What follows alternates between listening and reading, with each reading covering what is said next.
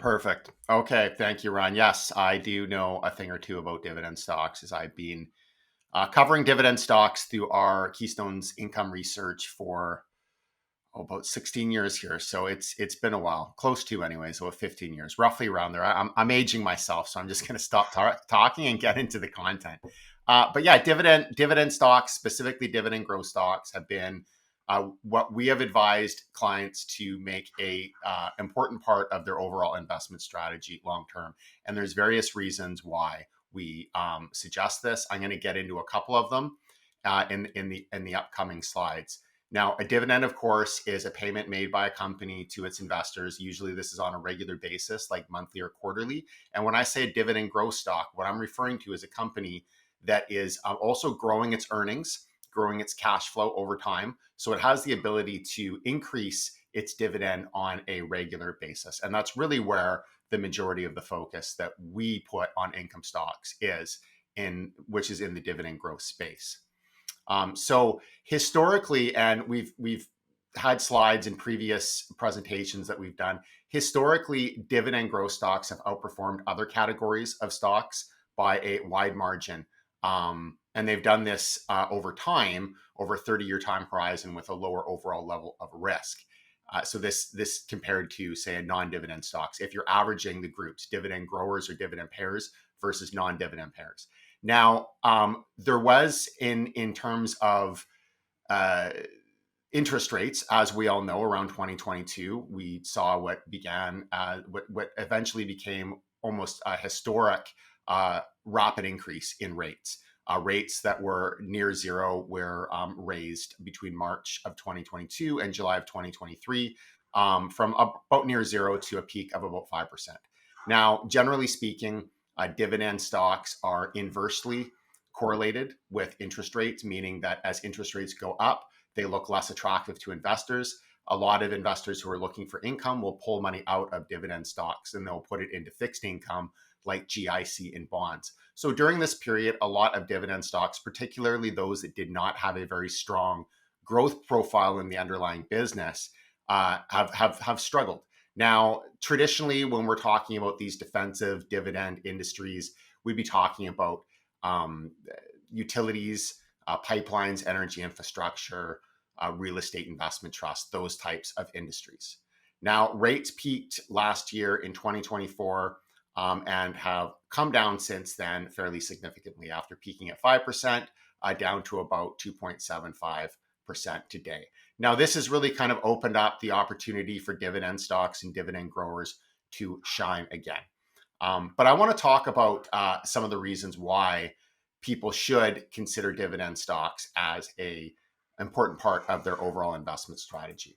And what I'm going to do is I want to focus on two key benefits of dividend growth over fixed income, or dividend payers over fixed income.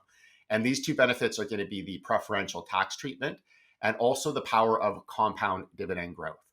So preferential tax treatment, what do I mean by this? Well, when you're getting paid a dividend that is considered an eligible dividend, you get what's called a dividend tax credit. And what this does is this lowers the rate of tax that you pay on those dividend distributions. Now, this assumes that the asset is held in a non-registered account, so not an RSP, not a TFSA, just a fully taxable account. But the impact can actually be quite substantial. So just as an example, if you take a GIC, which is paying around 3% right now, you can compare that to a 5% yielding stock. 5% is a fairly, 4.5%, 5% is a fairly standard yield in terms of there are a lot of opportunities in the market at that level. Now, obviously, the income yield of the dividend stock on a pre-tax basis is significantly higher here. Some people would say, well, you're also taking on more risk with investing in a dividend stock over a fixed income, which is true.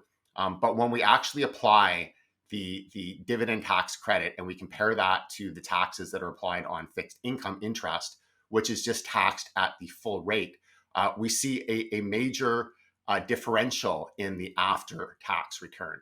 So the difference between the 3% and the 5%, the GIC and the dividend pre-tax, is about 65%, 5% being 65% higher than 3%. But when we consider the tax benefit of the dividend here, and of course, this is just the model, it will change depending on what your personal tax rate is, we see a much larger difference. So the GIC on an after-tax basis is paying far less than the dividend on an after-tax basis. It's roughly around half. So taxation wise, there are advantages in investing in dividends over GICs. But what I think is actually more compelling in terms of the argument for dividend growth stocks is that compound income growth. So let's just do a comparison here. You could say buy a GIC. You cannot buy one now for 5%. But if we go back to the peak, GICs were paying about 5%. So you could have bought a GIC back then. And people would ask me, well, what are dividend stocks paying? And I'd say, you could get 5 to 6%. People wouldn't like that because they would say, but I can get 5% from a GIC. What I would explain is that this is not an apples to apples comparison. And I'll basically illustrate why that is. So with the GIC, the payment that you get, the interest payment is what it is. It will remain the same regardless of what happens over the coming years until that fixed income matures, and then you have to renew it. And then you just get whatever the rate is, the prevailing rate of the day.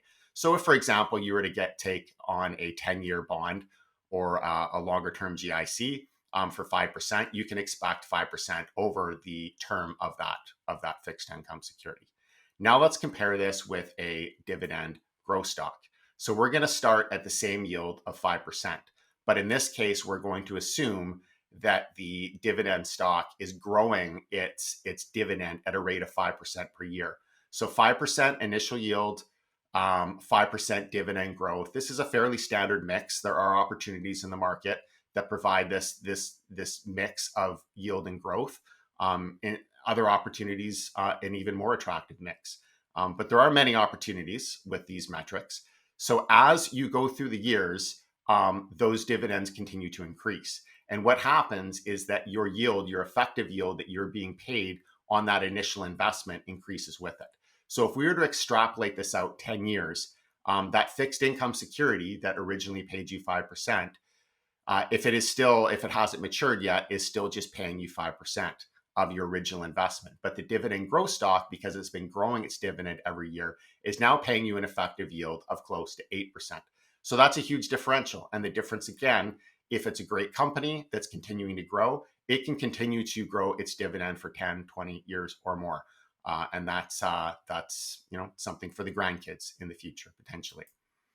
So there are many examples of companies that we recommended through our income research in the past that have been absolutely outstanding with respect to growing their income distributions or dividends every year, and have since paid out far more in dividends than our original recommendation price. Are a few examples. One might be Brookfield Infrastructure that we recommended in 2011. We recommended the company at original purchase price of about $960 Canadian. It has paid out nearly $14 US in income distributions since that time. It's also increased its distribution by about 190%. So when we look at what is the current yield based on the original entry price, it's significant into the double digits at this point. Another would be Exchange Income. We recommended this company at just over $14 in 2010. It has paid about twice that in dividends since that time. It's continuing. The business is continuing to grow. They're continuing to increase their dividend. So they offer an attractive yield of about 4.5%. So you have already, or the original investors have already gotten paid twice their original investment back, and they continue to own a great company with an excellent yield that is continuing to grow. So these are a couple reasons why we think that people should consider dividends as a part of the portfolio. But of course, they shouldn't be all of your portfolio. We believe that the most prudent investment strategy is to build a portfolio that can perform relatively well in a wide range of different scenarios, exposing you to growth opportunities while also managing your risk. So dividend growth stocks are a part of that. In many ways, they form the foundation of your portfolio, mitigating some of the risks and giving you stability while also providing income and dividend growth and some capital appreciation. But then you have the opportunity to augment the return of your total portfolio by adding in other types of more exciting companies, like many of the profitable small caps that we cover in our small cap research. When you mix these together in the right proportion, you're really setting yourself up for success in a wide range of different scenarios. Yeah, and that's the thing. Like, once all of a sudden you're getting like an effective yield of like 22% on Brookfield, even if the stock pulls back, or they're going to be having maybe a tougher year, it's tough to sell a stock when you're earning 22% every single year and still expecting that dividend to grow, over time. Um, I wouldn't be personally selling it, if even though the next year was to look, a little bit tougher or whatnot. Again, if For, you're making that 22% every year. yeah, and I'll say it's not. I'm going to share my screen. It's not just in our income stock research that we love dividend growth stocks, but in our Canadian small cap growth stock services. If you look here, like this is just about 5 years ago, we reiterated our buy on Hammond Power Solutions. It traded at $6, around that range then. Um, this is Hammond Power's dividend growth. Their dividend since 2020, 2021 to today has grown 223.5%. You can see the 5 year, like astonishing dividend growth rate of the company over that period. That has given them an effective yield. If you would have bought them at that time, they're paying out 18.3% just 5 years later. So that is the power of buying great dividend growth stocks.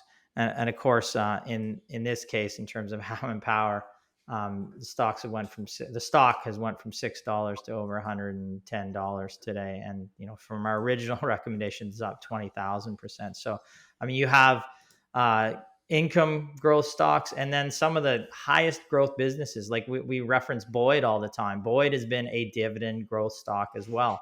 So people think dividend growth stocks. Certainly, like Brookfield Infrastructure isn't a stodgy old dividend stock, but they think of dividend stocks as the BCEs of the world, or companies that just have a yield over time. Some of the best performing stocks in terms of share price as well, on the TSX over the past several decades have been stocks that have grown their dividends over time. It's just a responsible way of management every quarter to know they have a payment that has to be met. They have to grow the business with the residual cash flow, and they have to grow that residual cash flow. If they grow that residual cash flow, they can grow the dividend. It's a good model, and it tends to lead to better management in businesses over the long term. So that's what we look for in all our areas, really, of business.